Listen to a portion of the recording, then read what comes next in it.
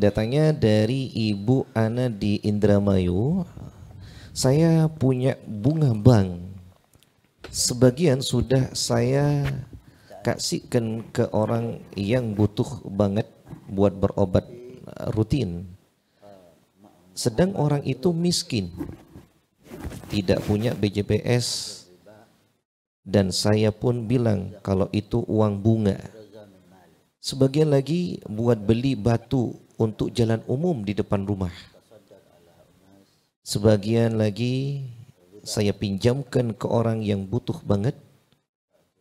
Terkadang saya bilang kalau itu uang bunga, tapi terkadang juga enggak, katanya Ustaz.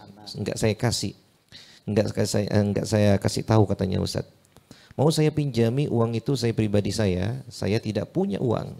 Itu gimana Ustaz? Boleh enggak? Bismillahirrahmanirrahim. Subhanaka la ilma lana illa ma 'allamtana innaka antal alimul hakim. Wa subhanaka la fahma lana illa ma fahamtana innaka antal jawadul karim. السؤال الأول حسب ما فهمنا من حبيبنا أستاذنا السيد حسن إسماعيل المحضار في حكم أخذ ما فضل أو المال الزائد الذي يؤخذ مقابل البنوك. لنعلم أولا أن إيداع المال في البنوك غير جائز كما نص على ذلك العلماء المتأخرون ومنهم السيد العلامة علوي بن عباس المالكي، فقال يحرم إيداع المال للبنوك ولو شرطت عليهم عدم الزيادة. قال سأيدع المال عندكم سأضعه عندكم ولا أريد زيادة. قال يحرم حتى في هذه الصورة لأنك عندما تعطيهم المال تعينهم على المعاملة الربوية. فإذا كانت يعني الزائد أتاك بمقابل أنهم وضعوا لك هذا المال في مرتب كالمدرسين مثلا لا يقدروا أن يأخذوا أموالهم والموظفين إلا من البنوك، وإذا تأخر يعطوه مال زائد، هل يأخذ الذي يستحقه فقط أم يأخذه مع الزائد؟ فمن العلماء من قال يأخذ حقه فقط ويدع الزائد لهم، ومنهم يقول يأخذ الزائد ويتصدق به للفقراء كما ذكر ذلك الحبيب الجليل إبراهيم بن عمر بن عقيل.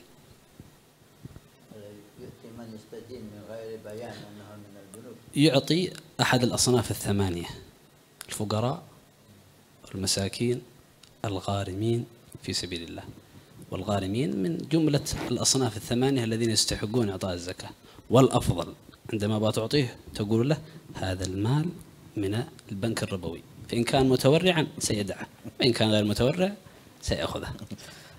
Yang pertanyaan pertama, karena beliau ini belajar di Tarim ya, di Ribat Tarim, masya Allah ulama di sana condong memang untuk bank ini, bunga bank ini haram.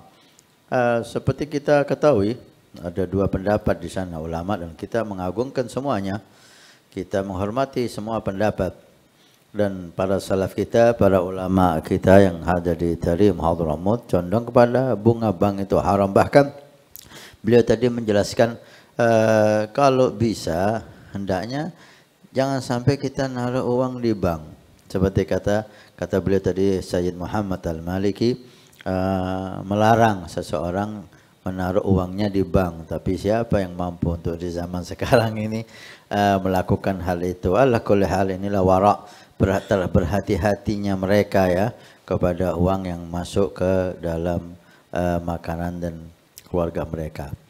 Ala kulli hal, jika itu sudah terjadi, kata beliau, ada uang di bank, kemudian ada bunga di sana, maka bunga itu seperti yang kita ketahui pendapat ulama Hadramut itu haram, maka jangan dimanfaatkan, sisahkan, ambil bunga itu, atau tinggal, ada dua pendapat katanya, ada yang tinggalkan, jangan diurus bunganya, tapi ada pendapat ambil, kalau enggak nanti akan diambil oleh mereka dan digunakan untuk membantu atau membangun tempat ibadah mereka.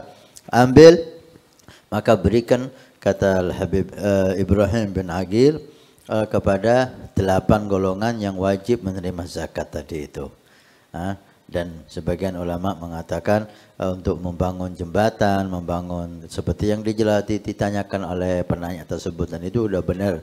Tentang menghutangi seseorang dengan uang bunga di bank itu, kata beliau, orang yang punya hutang itu termasuk gharim, termasuk orang yang berhak menerima zakat. Maka bolehlah untuk hal itu, tapi yang afdal kasih tahu dia bahwa ini uang riba. Mau Anda saya hutangi dengan uang riba? Silahkan. Kalau dia warak, dia akan menghindar hal itu. Tapi kalau dia orang yang enggak warak, dia akan menerima uang tersebut. Yang penting kita sudah menjelaskan bahwa uang itu uang riba.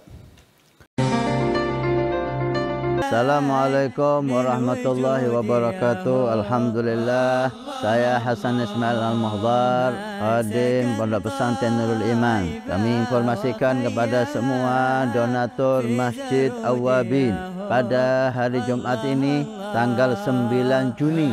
Alhamdulillah, kita melaporkan perkembangan Masjid Awwabin. Lantai pertama sudah kita lewati dan sudah selesai, tinggal finishing. Dan ini lantai yang kedua juga sudah selesai pengedekan, dan insya Allah bentar lagi proses finishing. Dan ini kita naik lantai 3 atau lantai 2 masjid. Alhamdulillah udah proses pengedekan. Setelah itu kita mulai finishing, mulai dari lantai dasar aula, masjid yang pertama dan lantai masjid yang kedua. Terima kasih banyak semua donatur, semua simpatisan, baik yang mengikuti bulanan setiap bulan 100.000 ataupun yang memberikan hartanya. Mudah-mudahan Allah Subhanahu wa taala menjadikan sebagai sedekah jariah. Kalau kemarin Anda yang ikut, ini waktunya Anda menjadikan sedekah jariah ini untuk orang tua Anda, untuk anak Anda, untuk orang-orang yang Anda cintai, untuk istri Anda, sehingga semuanya kaya dengan pahala dan taat di hari kiamat. Karena masjid ini akan ditempati semua kegiatan ibadah, belajar mengajar di masjid, dakwah ilallah di masjid, salat jamaah di masjid, aurat di masjid, pengajian di masjid. Masya Allah, begitu besar fungsi masjid dan aula Al-Awwabin yang diberi nama oleh guru mulia kita dengan Awwabin. Mudah-mudahan dapat selesai dan bermanfaat sampai hari kiamat. Terima kasih. Barakah. Wassalamualaikum warahmatullahi wabarakatuh.